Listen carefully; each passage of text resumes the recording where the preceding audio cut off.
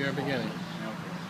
Okay, we were just talking about the evolution of the game of soccer, and Mr. Sean Agopian, the greatest soccer player who's ever lived. Please share your insights on that.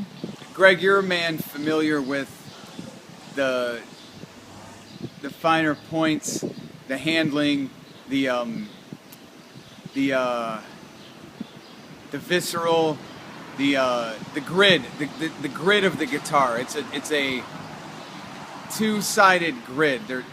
There's the part of the grid you control with your right hand, the part you control with your left hand. I know very little about the game itself, the game of playing a guitar. I do know that it's played with two hands and that there are frets. And how does that relate to soccer, though? Bringing soccer to the next level, you know. Jimi Hendrix and Kurt Cobain were both left-handed. Yes. And they, for some reason, in the mind's eye of public opinion, were maybe the most influential musicians of their time, among the most influential, and it may possibly in Kurt Cobain, even though I know nothing about music. In Kurt Cobain's case, there were other things he had going for him. In Hendrix, he was a guy who could play with the guitar on fire. He hit, I'm sure, chords that no one had ever heard before at high speed with Jimmy was strange headdresses and on, multiple hallucinogenics possibly. And yet he was an army man.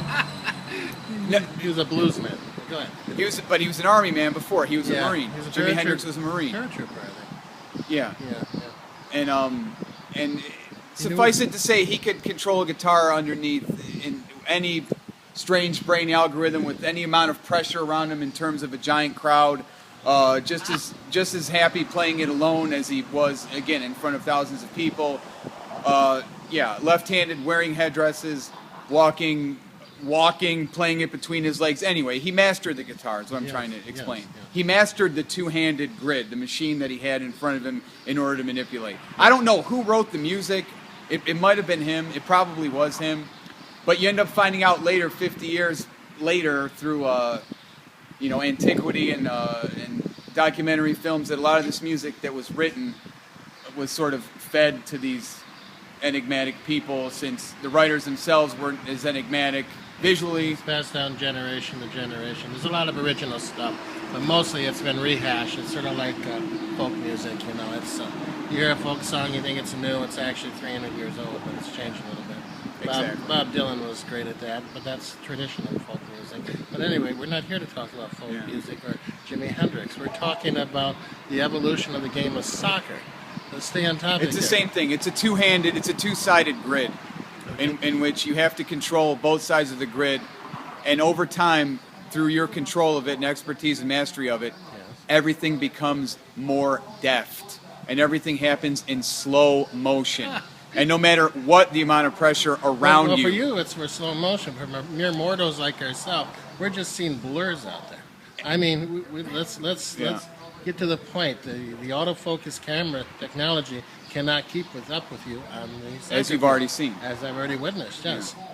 So this is clear proof that evolution must exist, because humans, from what I know, have been exactly the same for millions of years. But here we've got photographic proof. We're a silly gang of super monkeys who have enough self-knowledge to understand that if we keep conditioning ourselves into mastering one thing, we will, and when we finally do, everything happens in slow motion, and we end up, and what any of us are mastering is a grid. All we can do is master this two-dimensional world of this grid that we play on. It appears to be three-dimensional. It's not. It's simple and it's two-dimensional. Okay, let's get back to David Beckman and why he's inferior to you. Let's get to the point here. You're drifting here a bit, Sean. That's usually what I do, but anyway. He's an expert at taking free kicks, but he can't run fast. He's not up to your level. And he's not as useful as I am. Right. Not as scientific as you. No, he's not as useful. I can play any position on the field. He can play one, maybe two. Right. However, he's useful in the sense that when he takes a free kick, he probably scores 40% of the time.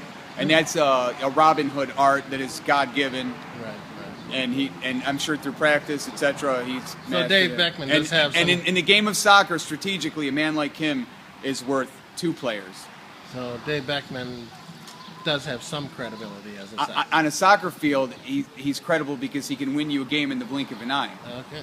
And he doesn't have to learn to play other positions and have to be fast Well, where can because he you- can do this one thing. Where can you, as again, of course, the next step above, I mean, the evolution of the player, where can you take David Beckman's game if you were, if you decided to? He's already accomplished everything he possibly can and has, and become rich beyond wildest dreams, and has people that want to know everything about every single thing that he does. He's done. I still have to do that. That's why I'm working here. That's the problem. And where is that? Oh, I see. Yeah. Anyway, Okay. so there we are. That's part 1. Part 1. We'll see if part 2 Yeah, turns out okay or not. Well, I really think you got to pursue the endorsement deal thing, and the web page. And no, I think this is great stuff. We did the videos years back. Remember? They were funny as hell. Me imitating Robert Kennedy. I wish I'd saved some of those because people loved them. I mean, there was some fantastic stuff. There really was some great stuff. But all spur of the moment stuff. It was fun. Okay, so this ends this this episode. All right, Sean. It's been. Let's see it. I want to see it. Well, I gotta shut it off first. Let's get. There we go.